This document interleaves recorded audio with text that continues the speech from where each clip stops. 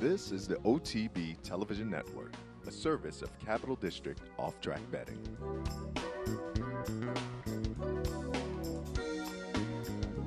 As Commissioner makes the lead to the top of the stretch, General A-Rod is second.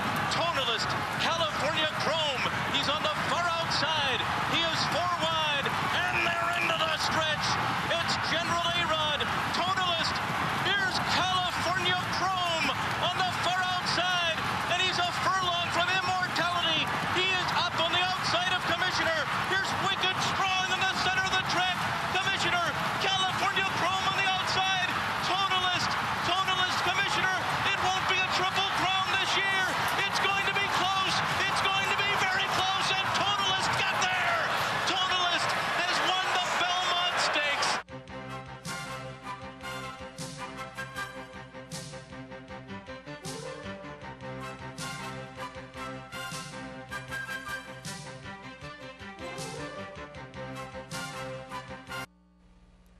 Good morning, everyone, and welcome to Down the Stretch. I'm Mark Asano. On this morning's show, we will review the Belmont Stakes and look back at another Triple Crown near miss. We will recap both the Met Mile and the Ogden Phipps, take a look at 3 other undercard stakes going to the internal breaks, and we will welcome in a trio of special guests, beginning with Leah Gyarmati, whose Sweet Reason returned to form and winning last Saturday's Acorn. Mr. Dale Romans, whose medal count finished a fine third in the Belmont, and he will have Prayer for Relief going in tonight's Stephen Foster. And finally, Mr. Randy Morse, whose Ali Sheba winner Moonshine Mullin also will go postward in the Stephen Foster. So all of that and much, much more if you stay with us for this, our June 14th edition of the program, which is being sponsored by Parting Glass Racing, Saratoga's original racing partnership. Visit them on the web at partingglassracing.com. Good morning. Welcome to the show. In case I forget at the end of the program, happy Father's Day, guys. Have a great, great Father's Day. We begin this morning's program on a sad note. Intense Holiday, the winner of the Risen Star Stakes, has been euthanized due to laminitis. Intense Holiday recently underwent surgery for a condylar fracture to his right foreleg. He was owned by Starlight Racing, whose co-managing partners are Jack Wolf and Schenectady's Don Lucarelli. And Commendable, who won the 2000 Belmont Stakes, had died from colic in South Korea, where he had been standing since 2005. Commendable was 17. All right, the 146 Belmont Stakes in front of 102,000 plus, the third largest crowd in Belmont history, and millions more watching on TV, and most of them, of course, tuning in to see if California Chrome would become the 12th Triple Crown winner. Let's take a look at the field for last Saturday's Belmont Stakes with the closing odds. Number 1, medal count, 24-1. The big horse, number 2, California Chrome, favored at 4-5. Number 3, Matterhorn, was 40. Numbers 4 and 5, Commanding Curve and Ride on Curlin, who respectively were second in the Derby and second in the Preakness, were both 8-1. Number 6, Matuzak, was 34. Number 7, the New York bred Samrat, was 19. Number 8, Commissioner, second in the Peter Pan, was 28. Number 9, Wicked Strong, was the second choice, solid second choice at 5-1. Number 10, General A-Rod, was 34.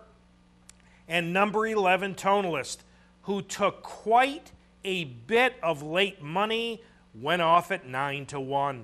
For the call of the 146 Belmont, here's Tom Durkin. And they're off.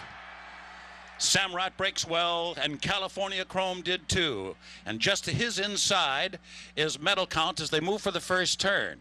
General A-Rod will be forwardly placed, and so too Commissioner. And so they make their way to the first turn, and Commissioner well off the rail. California Chrome on the fence and running in second, leaving room at the inside for medal count.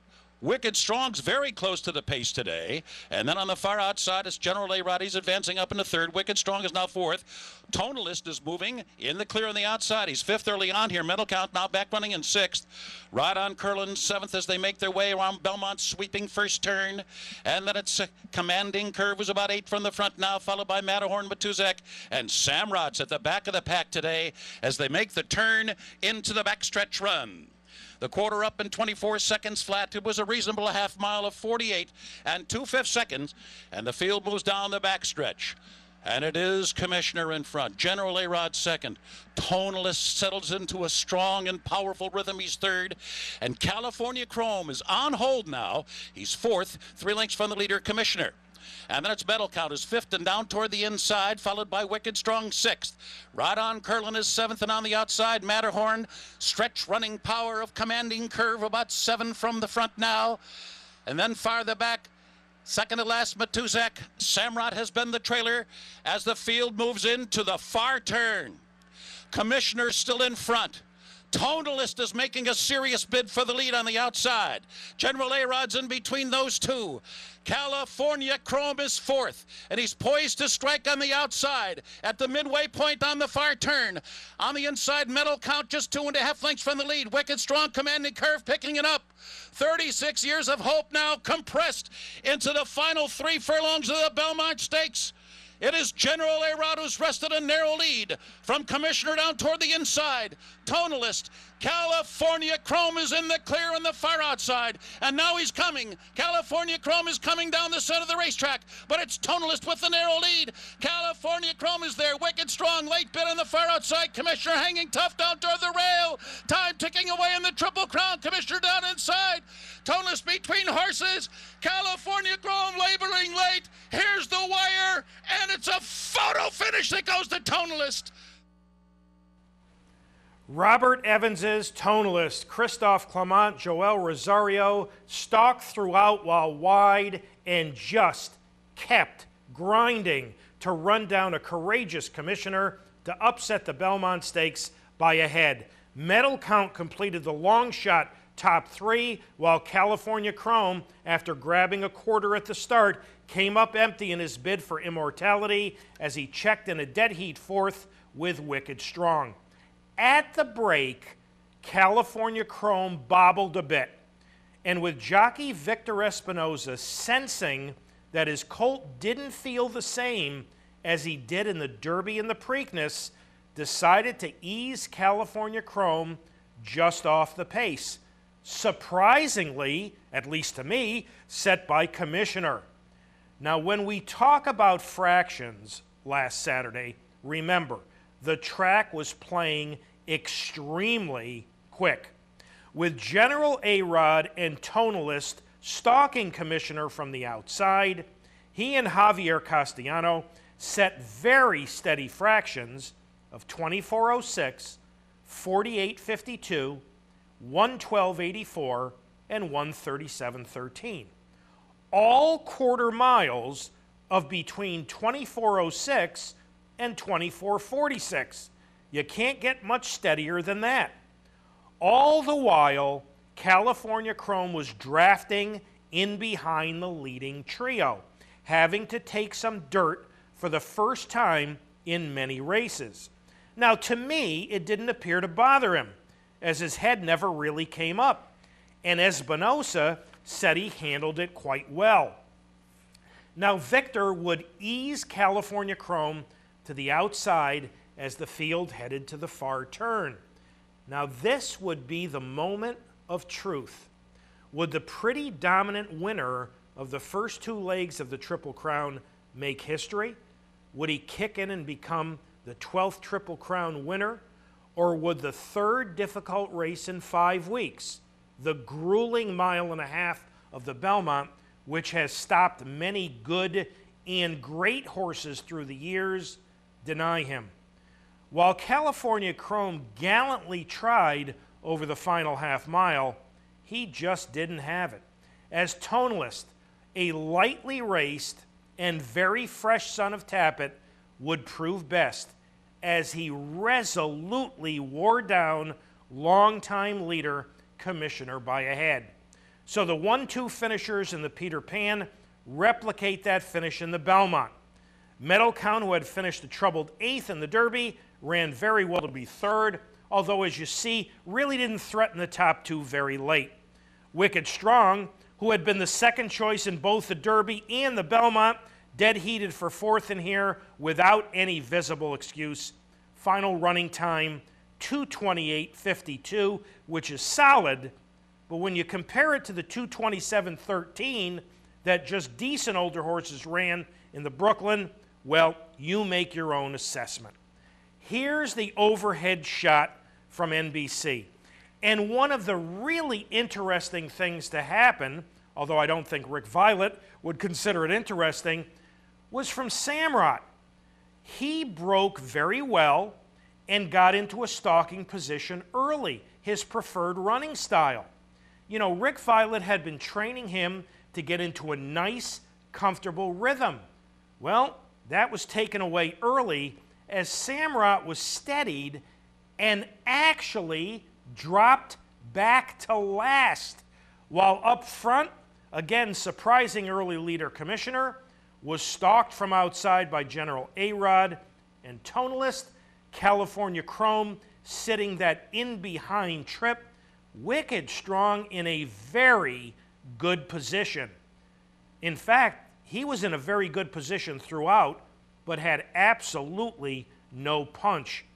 The steady pace was really due to the outside riders, Napravnik on General A-Rod and Rosario on Toneless, liking their positions and not applying very much early pressure.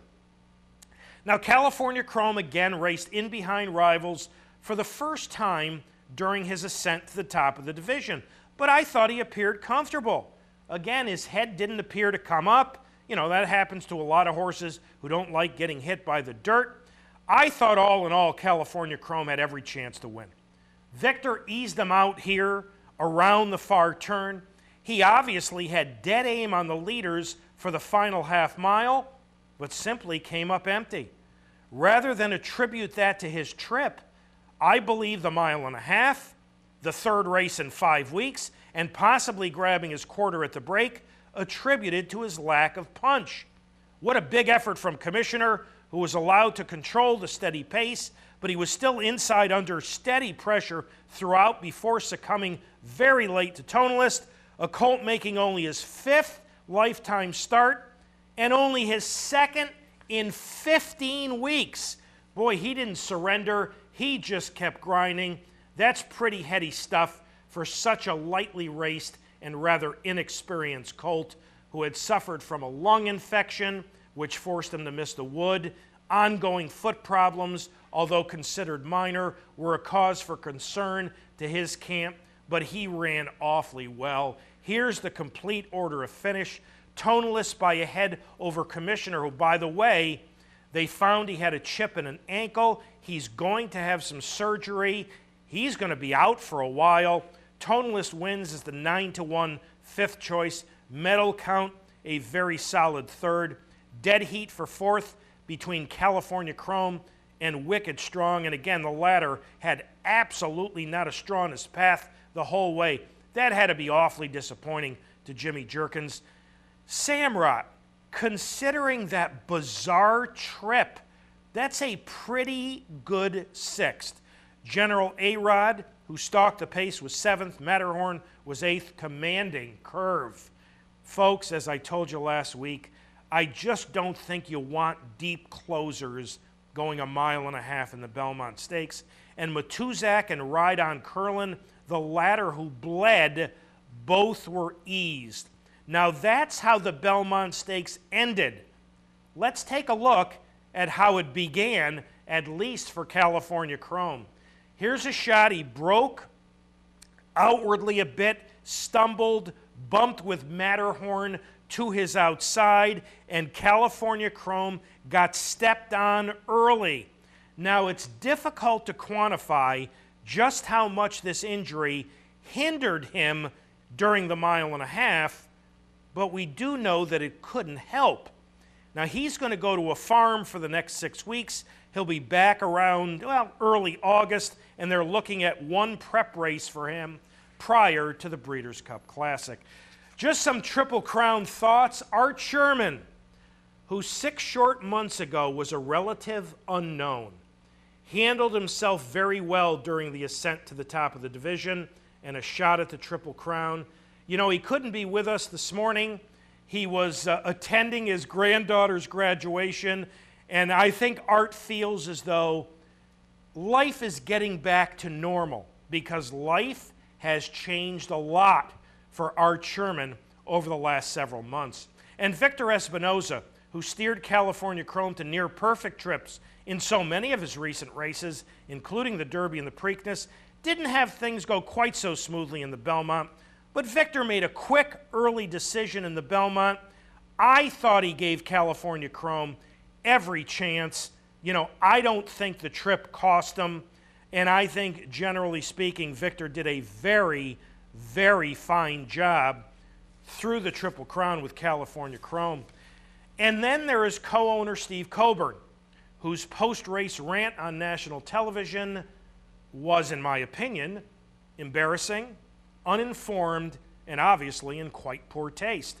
You know, in this sport, a lot of people think that just because a man has the good fortune to own an outstanding racehorse, said man must be extremely knowledgeable about the sport. Well, Steve Coburn proved them wrong. It doesn't take much to be a good winner, but it does take some class to be a good loser. Now, Mr. Coburn, with likely convincing from his wife, did apologize for that rant 2 days later. It's incredible to me to think it would take anyone with any common sense 2 days to realize just what kind of a fool he made of himself. On the positive side, Joel Rosario scored his second Triple Crown victory in the last year aboard Tonalist. You know, he rode Ride on Curlin in the Preakness, but he and his agent Ron Anderson, who happens to be one of the best, chose to ride Tonalist. I spoke to Anderson. You know, most people felt it was simply a situation where they ride for Christophe Clement a lot. Well, Ron told me that that did come into play, but he also felt that Tonalist was every bit as good as Ride on Curlin. And congratulations to trainer Christophe Clement on winning his first Classic. You know, he wanted to join us this morning, but he is in England. What a nice job he did with the colt. In only his second race since February, Tonalist got the 1.5 miles and won the Belmont. The foot issues and lung infection had set the colt back, so that was really an awfully nice piece of training to have Tonalist ready for that type of effort. So California Chrome joins this list of those Derby and Preakness winners since 1979 who came up short in the Belmont. And folks, I said it last week, it is absolutely staggering to take a look at this list, which includes 3 Hall of Famers. All of these horses were short-priced favorites in the Belmont. None of them could get the job done. So the Triple Crown still belongs to the Elite 11. 36 years without a sweep and only 3 Triple Crown winners in the last 65 years, and they were all great racehorses. All right, a couple of great races on the Belmont undercard, beginning with the Met Mile, moved from its traditional Memorial Day placing. The $1.35 to the $1 favorite, number 1, Palace Malice, winner of the Belmont Stakes a year earlier. The only question in here was, could Palace Malice overcome the dreaded inside post? For the call of the Met Mile, here's Tom Durkin. They're in the gate. And they're off. Romance's early speed, Broadway Empire, Golden Sense has speed today. Shaking it up, tries to angle over toward the inside. Up the back stretch they go. Broadway Empire shortly. Golden Sense runs along in second. Scarlet Charlie is third. Moreno now runs along in fourth. Romance fifth on the outside. Palace Malice gets a foothold at the rail. Sixth, fifth, fourth, and third now is Palace Malice. Farther back clearly now is in the clear on the far outside, followed by Vijack, who's pinned down toward the rail for the time being. Declan's Warrior just to the inside of Shaking It Up. That pair about 9 9 from the lead. Normandy Invasion starting to hit his best stride. 5 furlongs from the line. Capo Bastoni trails the field, and Broadway Empire leads the field. Broadway Empire out on a 60-1 prayer with a half-mile remaining here. Halfway home in 45 3/5 seconds. And then it's Golden Sense, who's moving comfortably, just 3/4 of a length behind. Romance on the outside. Palace Malice, 3 lengths from the lead with less than 3 furlongs to go. Vijack's under a ride, clearly now there on the outside. Scarly Charlie comes on through in between horses as the field turns for home. Broadway Empire still with a narrow lead. Golden Sense, hand ride now in front. Palace Malice looking to get switched out for some running room. He's in pretty tight now. Romance is there and clearly now on the outside. Golden Sense to catch, and here comes Palace Malice. Romance on the outside, and Palace Malice goes bounding to the front.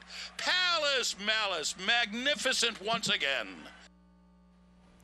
Palace Malice, Todd Pletcher, Johnny V overcomes the inside post to run down a game Golden Sense, who I thought ran very well in his first race in nearly 7 months to capture the Met Mile. Romance, an intriguing long shot cutting back in distance, finished a solid third, while second choice Normandy Invasion finished a very poor 10th with no visible excuse. 133.56 off relatively conservative early pace. As fast as that track was, 23:01, 45:70, pretty conservative. Personally, I don't think this was the A+ effort from Palace Malice, but it's nice to be good enough to win a race like the Met Mile without your very best effort.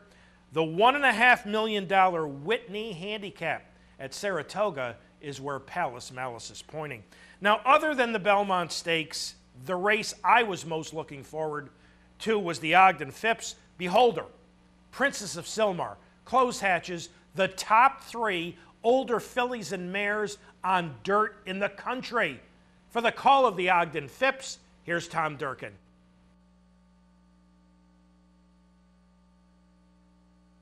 And the rough. Classic Point, Beholder, Antipathy, and Close Hatches from the inside. Princess of Silmar has come out fourth. Belle Galantine will be the last of them all as they move up the backstretch here. Classic Point goes on to take the lead from Antipathy. Then there's a break of 4 back to Beholder, who's well held early on here by Gary Stevens, and Close Hatches is just to her inside. And a break of 4 back to Princess of Silmar, already about 10 lengths from the leaders, and the last of them all is Belle Galantine. The opening quarter was a rapid one, 22 2/5 seconds. Now Classic Point goes bounding away to lead now by 4. Antipathy has let her go and runs back second, now 5 lengths behind with 5 furlongs to go. Close Hatch is maneuvered to the outside for clear sailing, and then down toward the Belle Galantine. Beholder and Princess of Silmar still at the back of the pack. A punishing half mile of 45 seconds flat here for Classic Point, whittling away at that lead. Close Hatches rolls up alongside Antipathy, and Beholder is now commencing her bid, and hard on her heels is Princess of Silmar as Belle Galantine comes off the inside.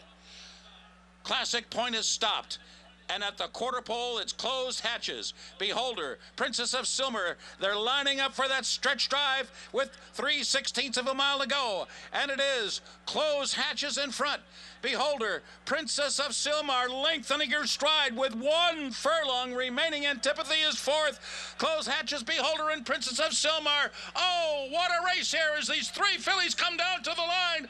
Close Hatches, Princess of Silmar. Close Hatches won it. Close Hatches, Belmont, Joel Rosario sits off a fast early pace, takes over, and has just enough left to hold off a late surge from Princess of Silmar to capture the $1 million Phipps by a head. Long shot Antipathy, who was in closest attendance to the rapid early pace, really held well for third, while dual champion Beholder suffered a gash on her left hind pastern and checked in a very disappointing fourth. Just my opinion, but I really feel strongly that Close Hatches, because of her previous race schedule earlier this year, the fact that she had to work in a couple of graded stakes, I thought she was much fitter and tighter for this than both Beholder and Princess of Silmar.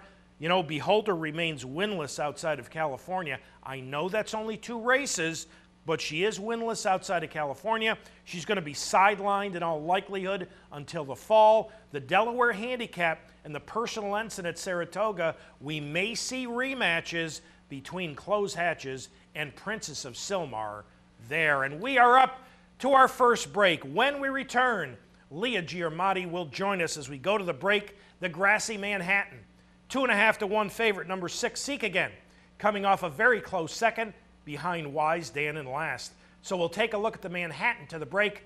Back with Leah right after these messages.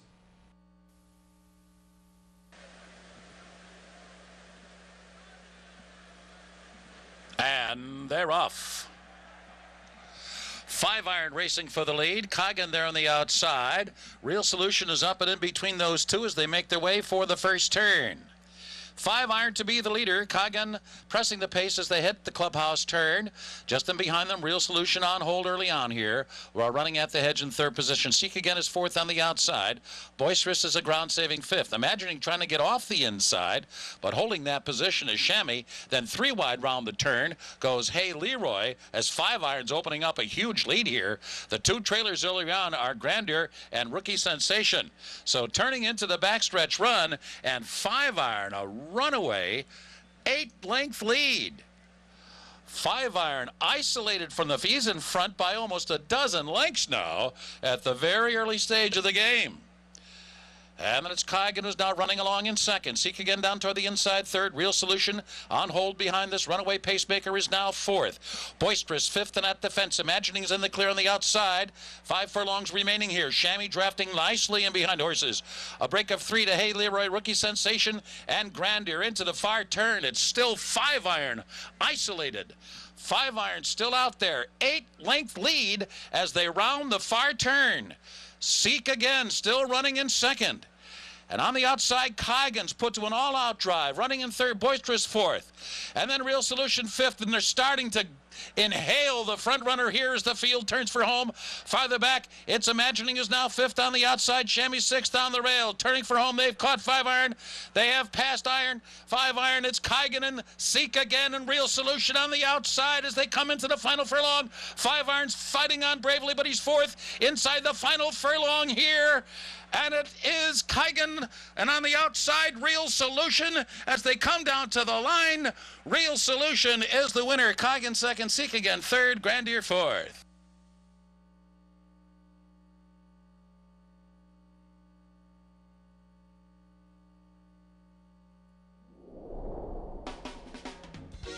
This is the OTB Television Network, a service of Capital District Off-Track Betting.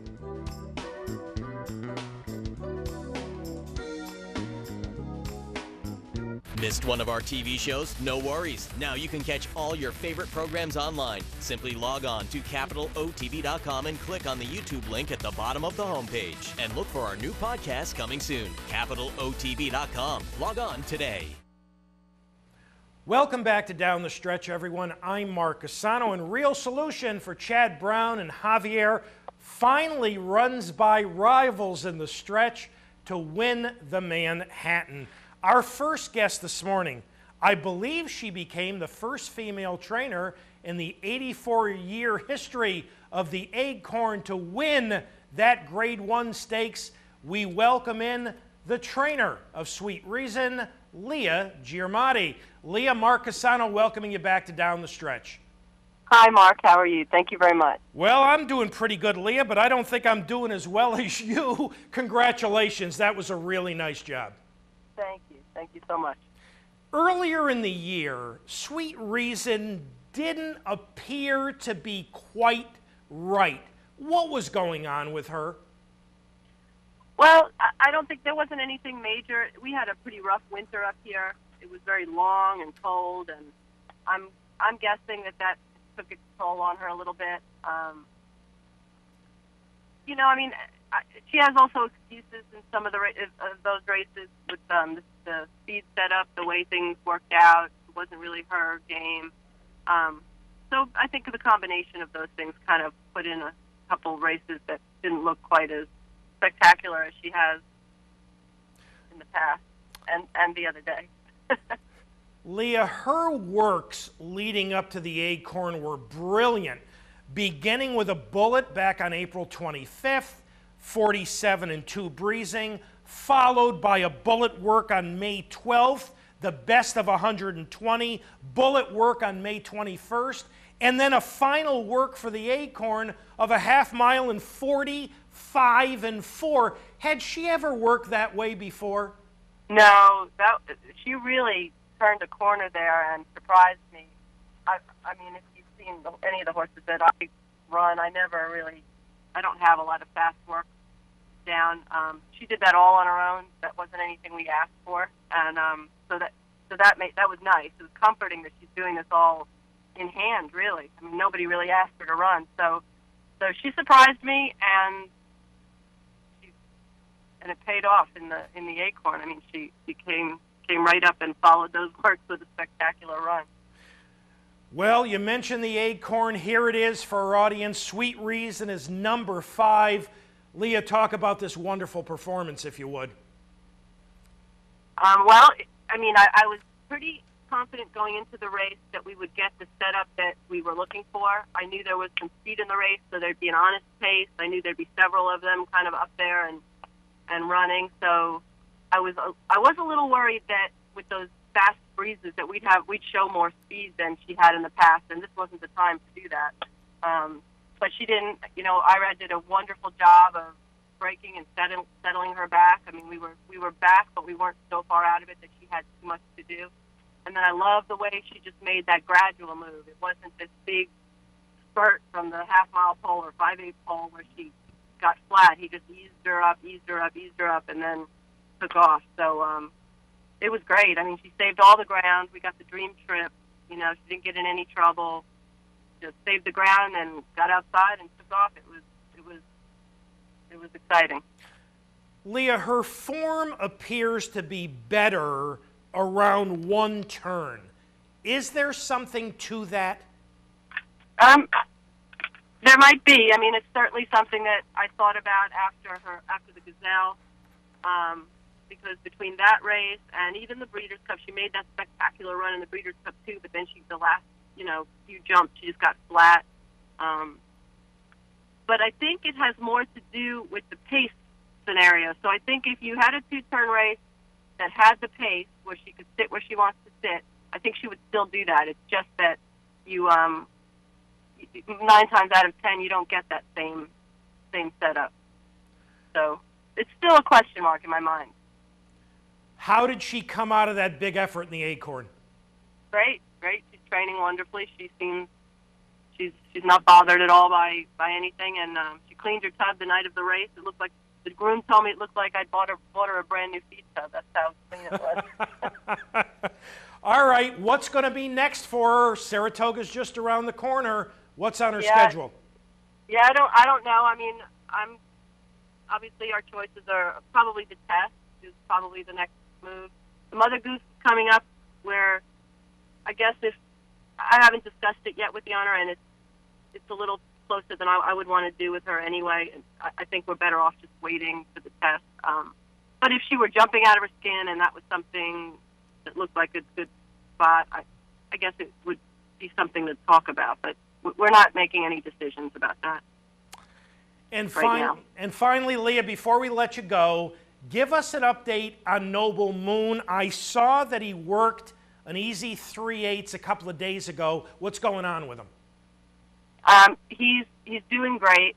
That was his second 3/8 since he had a little layoff. I had to back off him. He just, he's had a lot of little things go on with him, and finally we just said, we're not chasing anything, so let's just back off, give him time to get all these things settled, and he's doing really well right now. So knock on wood, we'll be ready to go by Saratoga. Well, Leah, again, all congratulations. Great job with Sweet Reason in the Acorn. We will look forward to seeing her here at Saratoga, hopefully for the test. And thanks again for having joined us this morning on Down the Stretch. Okay, thank you very much. Leah Gyarmati, ladies and gentlemen, it was really nice to see Sweet Reason return to form in the Acorn. And we are up To our next break. When we return, Mr. Dale Romans. As we go to the break, the Woody Stevens for 3-year-olds, the even money favorite, number 11, Social Inclusion. So we'll take a look at the Woody Stevens to the break. Back with Dale Romans right after these messages.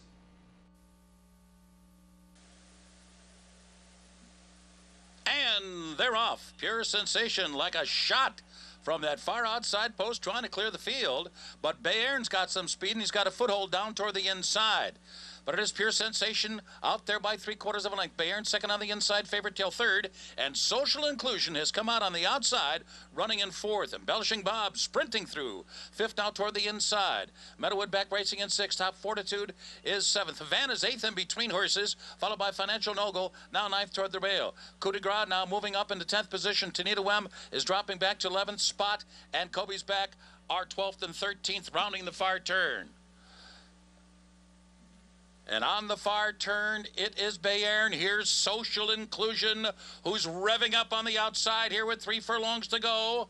Pure Sensation fights on in between those two. Then it's a break of 5. Back to Favorite Tail down toward the inside. Embellishing Bob is under the whip. Fading back in 5th as the field turns for home. Bayern a narrow lead. Social Inclusion at his throat latch. But Bayern is single-minded here and repels Social Inclusion at the 8th pole. Pure Sensation is third, and then Top Fortitude fourth on the outside. Oh, what a sprinter this Bayern is. He demolishes the Woody Stevens field. Close photo for second between Top Fortitude and Social Inclusion. Look at the time, 1 minute 20 and 3/5 seconds. This is the OTB Television Network, a service of Capital District Off-Track Betting.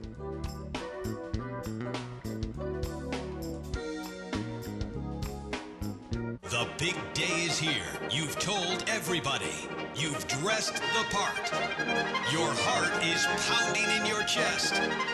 Your horse is rolling down the stretch. He's coming. He's closing. He's the winner. You're a winner with Parting Glass Racing. PartingGlassRacing.com. PartingGlassRacing.wow.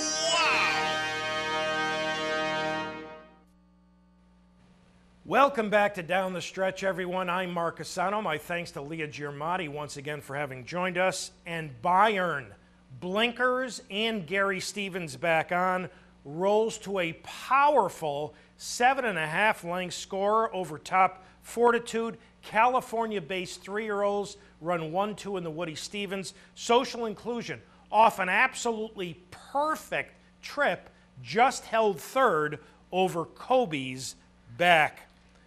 Our next guest claimed Moonshine Mullin last November for $40,000. Since then, he's won about $325,000 as well as a grade 2. We welcome in live via telephone Mr. Randy Morse. Randy, Mark Asano, welcoming you back to Down the Stretch. Thank you. Randy, awfully nice to have you. What did you like so much about Moonshine Mullin that you put up $40,000 for him?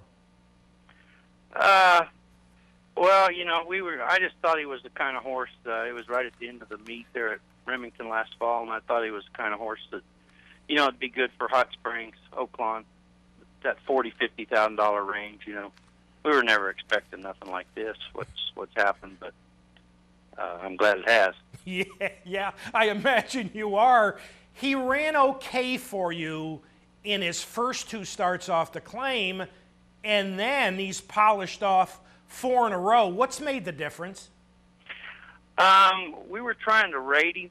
His first race at Oaklawn, he was in behind horses and was in quite a bit of trouble.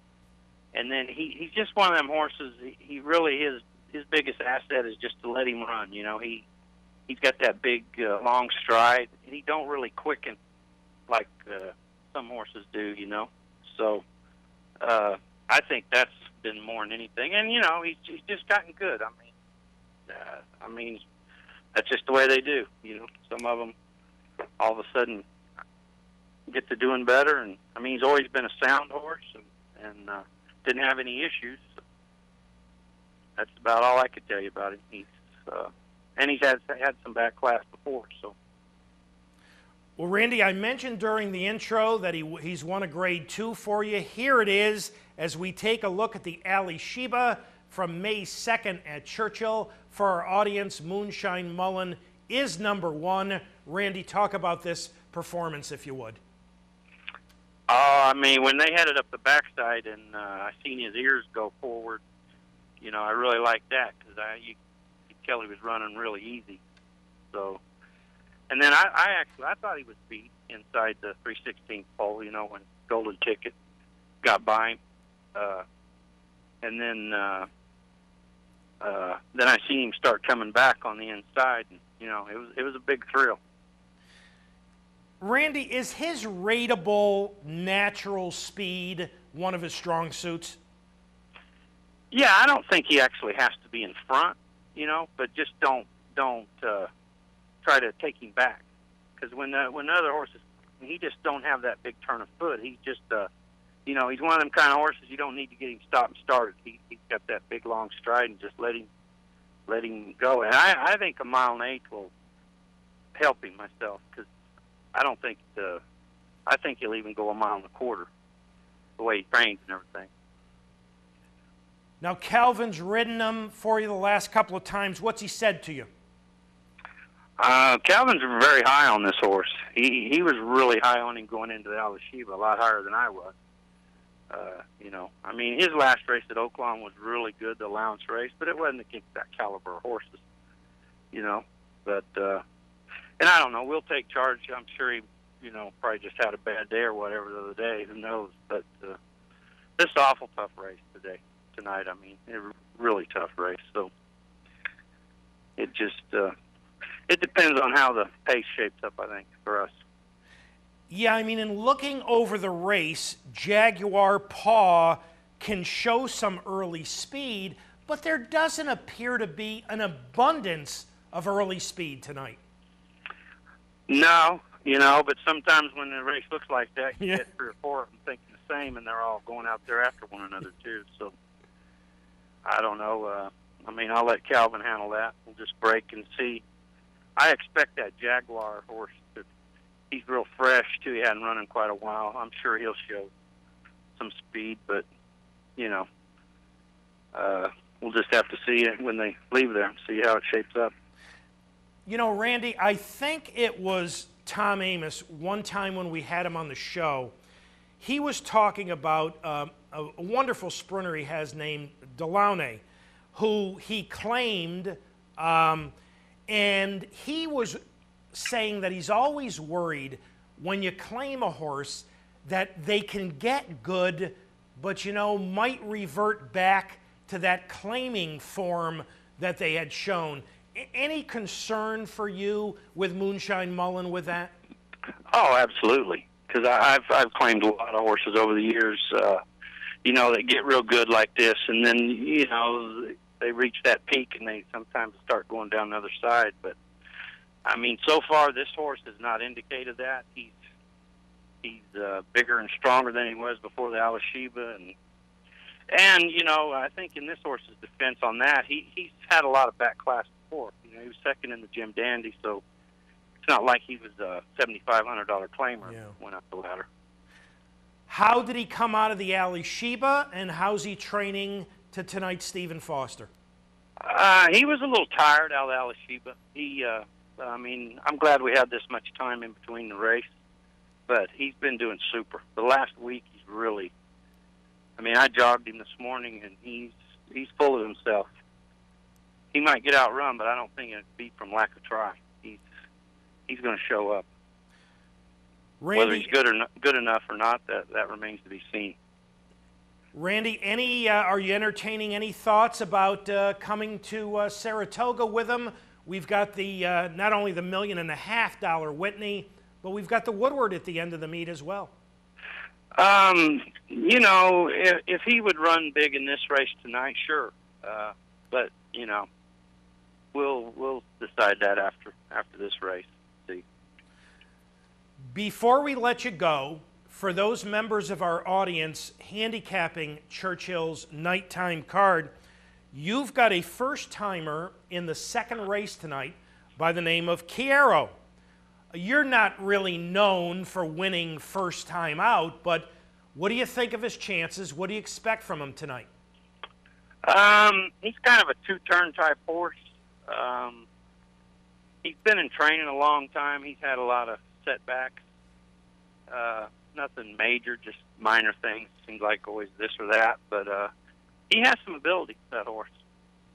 And I don't think it's that tough a race unless something in there that hasn't run before, you know, is better than they look. So I think he has a little shot in there. Randy, thank you so much for your time. Thanks for having joined us this morning on Down the Stretch. We appreciate it. Congratulations on all the successes with Moonshine Mullin. You know, that's not too shabby to put up 40,000 and win 325,000 so far. So all congratulations and best of luck in tonight's Stephen Foster. Thank you. Appreciate it very much. Randy Morse, ladies and gentlemen. Boy, that was a wonderful claim of Moonshine Mullin. And we are up to our final break. Now, hopefully, this is live television, folks, so we had to call an audible there at the last moment. We've been trying to reach Dale Romans without much success, so hopefully, when we return from the break, Dale will be available. As we go to the final break, the easy goer for 3-year-olds on the Belmont undercard, and the 2-to-1 favorite, number 7, Legend.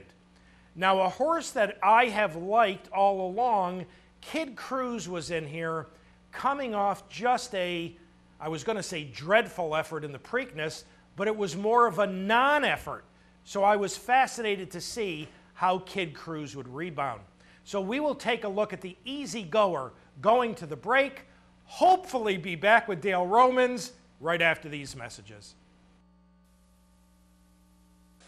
They're in the gate. And they're off. Howell breaks alertly.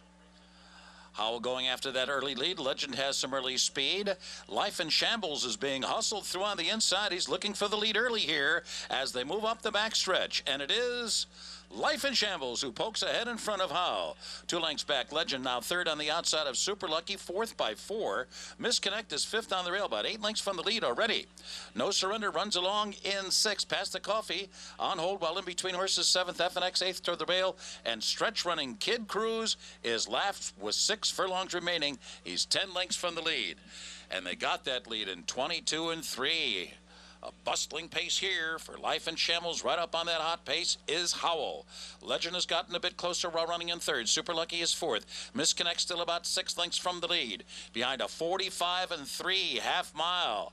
A taxing, tough opening half mile here. From the back of the pack past the Coffee, FNX is also moving. And then on the far outside is No Surrender.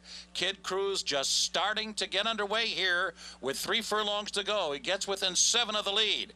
The leader is Life in Shambles. Howell couldn't stay with him. So it's Life in Shambles in front. Misconnect. Misconnect with a big move now. And Kid Cruz continues to close ground while saving ground down toward the inside. Legend is kicking in on the far outside. Super Lucky in behind horses. He swings to daylight right next to Kid Cruz, who's got some running room now. They're in the final furlong here. Misconnect with the narrow lead. Kid Cruz just keeps on coming. And Kid Cruz will be a last to first winner here, and a good-looking one he was. Kid Cruz by 3. Legend second, Photo for third. Life in Shambles or Misconnect.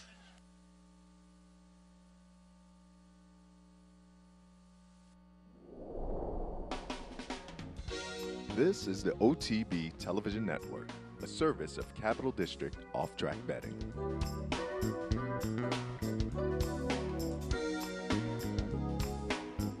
I got it. Watch me. I got it. Hey! I got something that makes me want to shout.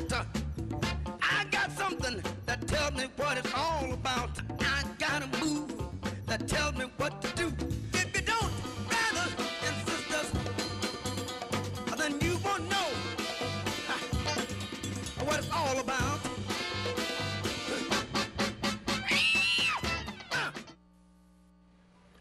Welcome back to Down the Stretch, everyone. I'm Mark Asano. My thanks to Randy Morse once again for having joined us. And Kid Cruz for Linda Rice and Irad Ortiz by an expanding 3 1/4 lengths over Legend to capture the Easy Goer. You know, obviously, the Easy Goer field was a lot easier than the Preakness field, but you know, Kid Cruz never lifted a leg in the Preakness. At least I expected him to put in some kind of a run. Now, Linda's had some, you know, been battling some issues with him. He doesn't show a lot of workouts leading up to his races. You know, she gallops him into his races, so maybe he just wasn't right for the Preakness, you know, and needed it. But, you know, this is a colt, and again, similar to Moonshine Mullin, this is a claim. Linda claimed this horse very early on in his career and has become a multiple stakes winner. Unfortunately, we have had problems reaching Dale Romans. We hope there is nothing wrong with Dale, but that's unfortunate because, you know, we wanted to talk to him about Medal Count, who ran an awfully good third in the Belmont. I don't know if last-minute decision to run is perfectly accurate, but it was a little bit of a late surprise that Medal Count was going to run, and as it turned out, he ran extremely well to be third. Remember, he was a troubled 8th in the Kentucky Derby. He got into, he was steadied in the stretch run. He would have been better than 8th that day. You know, it's debatable how much better than 8th, but he certainly would have been better than 8th. Dale decided he was doing well, he was working well at Churchill, decided to run him, and he runs a bang-up third at a big price. I think, and this was obviously going to be one of the questions to Dale, I think the next race for Medal Count, as long as he came out of the Belmont, may be that new turf race on July 5th. I say new turf race. Used to be the Jamaica. Now it's the Belmont Invitational Derby, or I don't like the name of it, but it's a terrific race for over $1 million. So my guess is that Medal Count will be pointed to that race, but runs a very, very good third in the Belmont. And looking back at the Belmont, you know, this is called filler, folks, because we've got a little bit of time left without having Dale, but it was a memorable run to the Triple Crown for California Chrome. I've said this a number of times in the past, but you know, we got to try to put things in perspective. At the end of 2013, California Chrome was simply the answer to the following trivia question. Who won the final stakes race in the history of Hollywood Park? It was that state-bred stakes race, the King Glorious. You know, he wasn't on anybody's Triple Crown radar, including mine, until he won the Cal Cup Derby. You know, again, a restricted race, but I really liked what I saw in the Cal Cup Derby. California Chrome became a perfect example of how 3-year-olds can get so good so very quickly, going from the King Glorious to the Cal Cup Derby, to the San Felipe, to the Santa Anita Derby. And I remember having Art Sherman on for the first time the morning of the San Felipe and having him tell us just how nervous he was because he had a few people coming to Santa Anita to be with him to watch the San Felipe. My, oh my, how things changed from the San Felipe to winning the Kentucky Derby and the Preakness. But again, we showed the statistic earlier, how incredibly difficult it is to win the Triple Crown. Since a firm accomplished it last in 1978, so many good and a few great horses have tried the Triple Crown, tried the Belmont Stakes with the Triple Crown on the line, and nobody has been able to do it. Spectacular Bid, Ali Sheba, Sunday Silence, just to name 3 of them. Folks, take a look at this list. The prices they went off in the Belmont. I mean, all of those horses, short-priced favorites. I've always said, if Spectacular Bid can get beat in the Belmont, anybody can, and that's played out. Pleasant Colony, Ali Sheba, Sunday Silence. How wonderful a racehorse Silver Charm was. Real quiet and maybe the worst beat in the modern history of thoroughbred racing. Charismatic, War Emblem, Funny Side. I didn't think Smarty Jones really had any realistic chance of getting beat. Big Brown was so dominant in the first 2 legs of the Triple Crown, ends up being eased.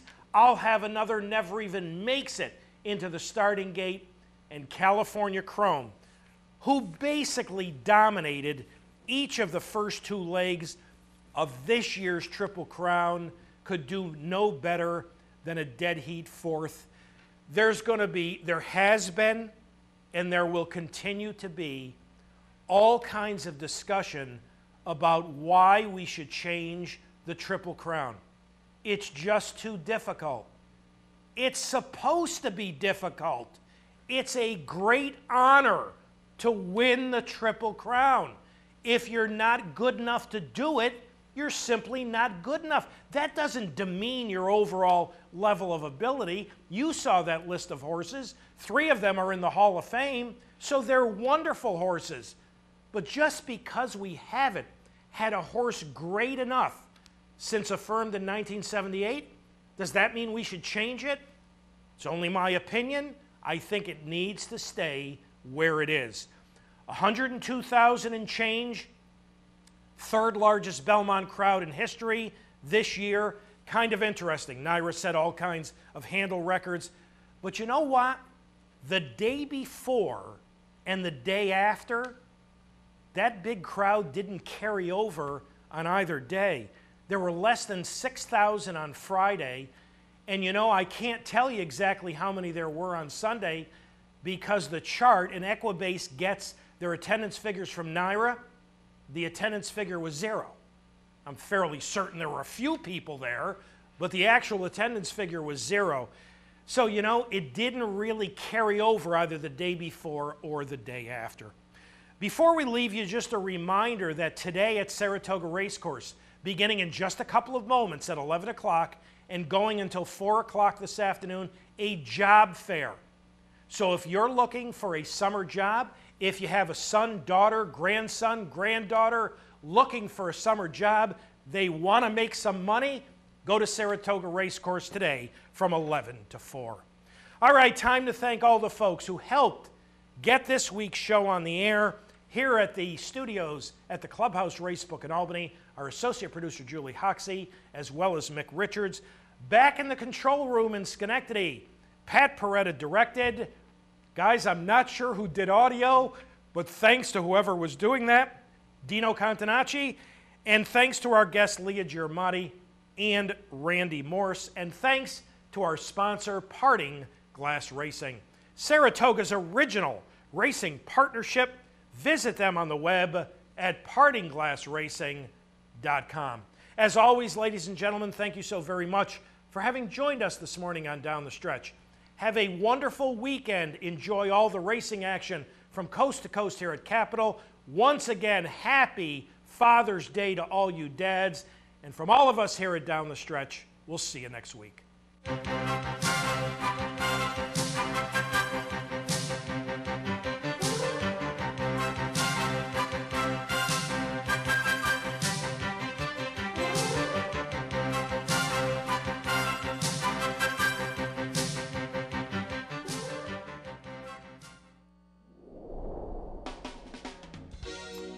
You're watching OTB TV, a service of Capital Off-Track Betting.